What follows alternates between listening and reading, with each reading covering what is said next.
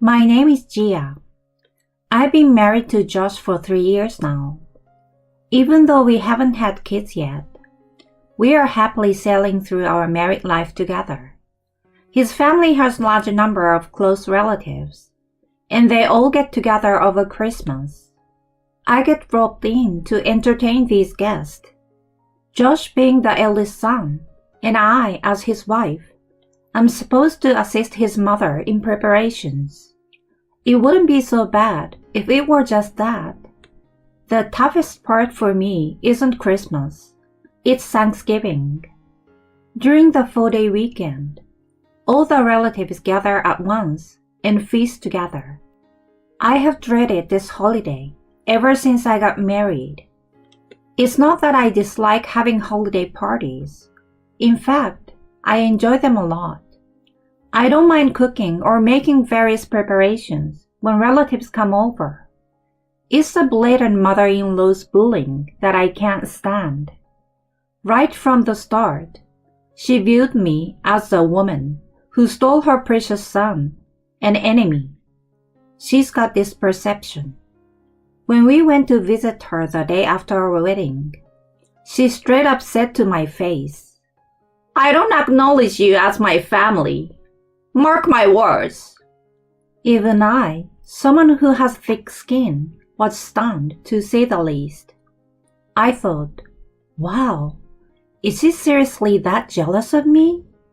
Since I understood I wasn't her cup of tea, I resolved to be as unobtrusive as possible.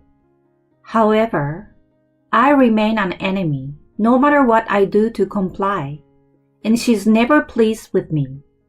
When I follow her instructions in cooking, "It's tasteless. If you can't even cook, you don't deserve to be the wife of my son." When I hang the laundry, "You are doing it all wrong. Redo everything."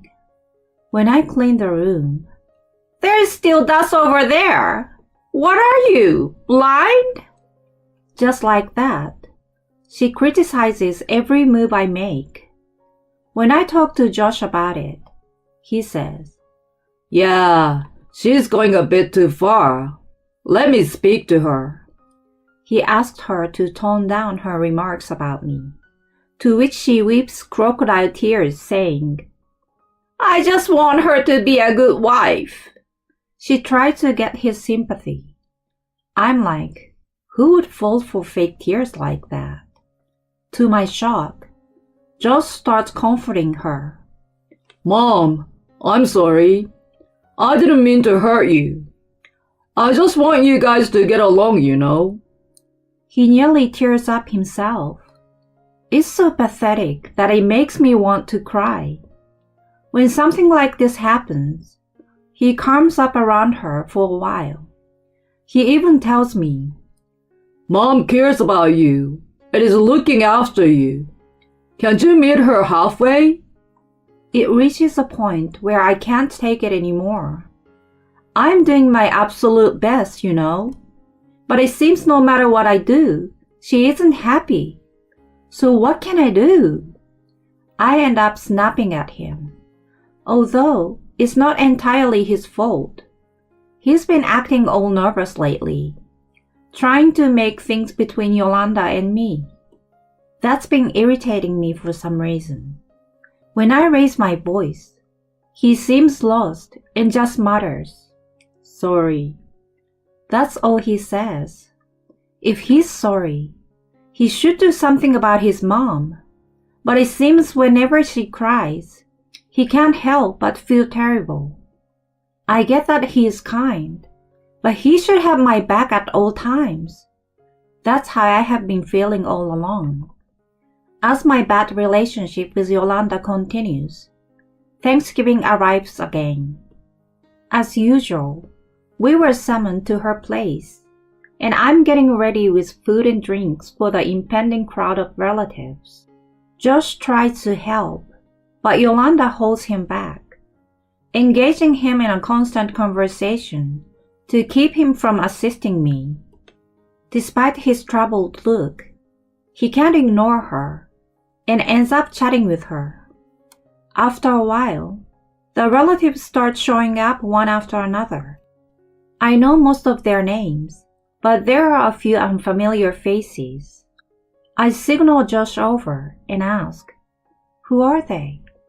That's Mom's younger brother's family. Uncle Nick and Aunt Erin. And that's my cousin. It's my first time meeting them, so I introduce myself and start a brief chat. Uncle Nick is so friendly that I can't believe he's Yolanda's brother. Aunt Erin is a genuinely lovely person, and their daughter, who is a year younger than me, has this carefree vibe. "Oh, you're Gia, the wife of Josh, right? So happy to finally meet you." Alana, Josh's cousin, almost jumps on me to give me a big hug. There isn't anyone my age in the usual crowd, so meeting her is exciting for me. When Yolanda sees me cheerfully chatting with Alana, she walks over and whispers, "What all this chit-chat? Get back to your work." She hisses into my ear in a low voice. She's wearing a smile that doesn't reach her eyes. She detests seeing me having fun with the relatives. To avoid upsetting her father, I quickly go back to the kitchen. A few minutes later, Alana comes in as I'm frantically preparing alone. "Hey girl, what you doing? Let me help you." "Oh really? Thanks." I ask her to serve food onto plates, and at that moment, Yolanda must sense something and come into the kitchen. She shoots me a nasty look, then immediately switches to a smile and turns toward Alana. "Don't worry, Alana. This is something Gia said she wants to do. Hey, could you pour drinks for everyone instead?"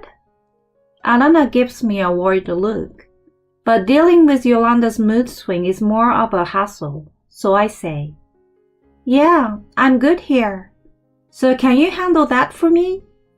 Then she follows Yolanda out of the kitchen. Yolanda comes right back, looking like a devil. "Don't make others do your work, you useless thing. Next time you pull something like this, I won't let you get away with it easily."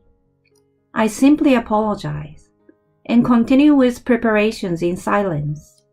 Alana checks on me occasionally, but thinking it will be a hassle if Yolanda catches me again, I force a smile and tell her everything is okay. After a while, the food is finally ready, and I start serving the relatives seated around the big table. Yolanda doesn't lift a finger to help, and when Alana and Aunt Erin try to assist, she said, "She wants to do it herself, so let her. Just watch over her." She comes up with a convenient lie and is adamantly unwilling to let me receive any help. I feel Alana's concerned glances, but I pretend not to notice and continue serving the food. Of course, Josh doesn't even try to intervene, being afraid to upsetting his mom, and quietly sits in his seat. Will this keep happening forever? I suddenly feel everything turning bleak. After finishing serving all the dishes, I take a break alone in the kitchen, snacking on leftovers and lounging on a chair. I hear Yolanda's loud laughter coming from where everyone's gathered. She keeps going on for so long that curiosity takes over me, and I take a peek. Once I listen in on their conversation, I realize that what she's saying is beyond appalling. "Well, you know, Gia is really useless. No matter how many times I tell her, she just can't get the chores right. I don't know if she will ever get it. It's ridiculous, you know." She cracks up after saying that. It turns out, the laughter I've been hearing is just her bad-mouthing me. I know she dislikes me, but I never imagined she'd make fun of me in front of relatives. Her voice is loud, so I'm pretty sure the entire room is aware of my faults now. I glance at Josh. who is awkwardly smiling and not saying a word despite being in a position to fight for me. Why is he smiling? I can't help blurting out. The person who should have my back is just sitting there, laughing awkwardly without a protest. I'm incredibly frustrated and feeling pathetic. Yolanda keeps spouting one bad thing after another about me. She can't even hang the laundry right, so I always have to redo it. Cleaning either. There are always some dirty spots left. In the end, it's double the work for me. See, the food is kinda meh, isn't it? She doesn't make an effort. Even though the relatives don't seem genuinely amused by the stories she is sharing, they're going along with the mood. They laugh and nod in agreement. I feel for you. They sip drinks while listening to her bad-mouthing me. I can't do this anymore. I feel all the anger I've been holding back surging up, realizing I can't take it anymore. As I step inside the room to say I'm leaving, a spoon suddenly flies toward Yolanda with tremendous force. Oh my God! She barely dodges it, but it flies right past her head at incredible speed. She can't seem to grasp the situation, and everyone else freezes too. I'm also confused as to who threw the spoon. Then, someone speaks up. You have been spouting nonsense all this time. Who are you to speak like that? I turn towards the boys. Alana. She still hasn't noticed me standing by the door. She glares at Yolanda and says, Do you even realize how much burden you're putting on Gia? Making dishes for this many people all by herself is insane. You don't even let me help her and say she wants to do it alone. I knew something was off from the start. Yolanda is clearly panicking and blurts out, It's true. She always does things on her own. Alana finally notices me in the room and asks, Is that true, Gia? Well, even though I was seething with anger moments ago, I can't find the right words to say in front of everyone. Seeing me struggle, she encourages me. It's okay, Gia. Tell us the truth. I try hard to hold back my tears as I look straight at her. I never said such things. Yolanda always nitpicks everything I do and verbally abuses me. Hearing that, she stands up, fuming. Don't you dare lie! You're basically a useless woman who can't do any housework in the first place. Alana grabs a wine glass and throws a drink at her face this time. What the? Drenched in wine. She doesn't immediately grasp what has happened. She's completely stunned and frozen in time. Alana opens her mouth again and says firmly, Seriously, get real. Can you even handle preparing all the food for everyone by yourself? Can you even cook dishes this good? Despite Yolanda constantly picking on me, she isn't particularly skilled in household chores herself. If she claims she can, Alana might immediately retort with, Then do it now. She must sense it too, so she keeps her mouth shut. Then Alana looks around and says to everyone, And you people, just fake smiling and listening. Shame on you. You are all a disgrace as human beings. Having rotten people like this as relatives is embarrassing. Even if they didn't truly agree with Yolanda, they were indeed going along with her. Everyone is quiet and looking down, seemingly feeling guilty. Alana looks around the table and says, You all are supposed to be mature adults, but you can't even say sorry. How pathetic! She lets out an exaggerated sigh and starts walking straight toward Josh.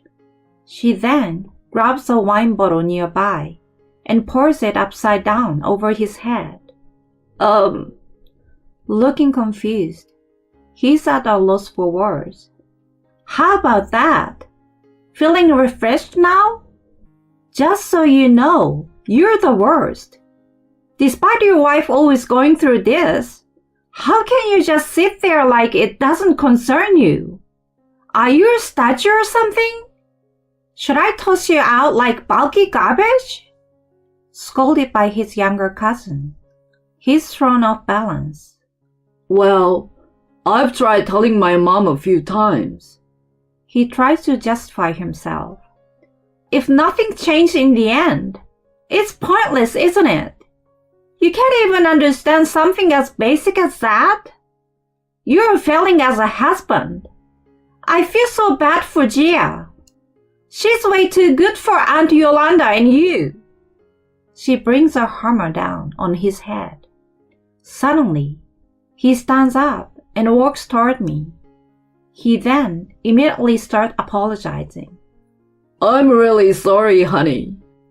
Stunned by his unexpected action, all I managed to say is, It's okay, don't worry. Alana comes over to me and grabs my arm. Come on, Gia, let's go grab something good to eat. So she takes me in her car to an Italian restaurant she likes. We talk about a lot of things, and I feel completely refreshed. Afterward, Yolanda and Josh apologized to me, and Alana gave them a stern scolding to ensure it wouldn't happen again. After the embarrassment in front of our relatives, I bet Yolanda won't pick on me anymore. Josh promised he wouldn't overlook it again, so this time, I will let it slide. If something like that even happens again in the future, well then, because of the incident, Alana and I are close friends now. We vent on each other and enjoy going out and shopping together. I'm truly grateful to her.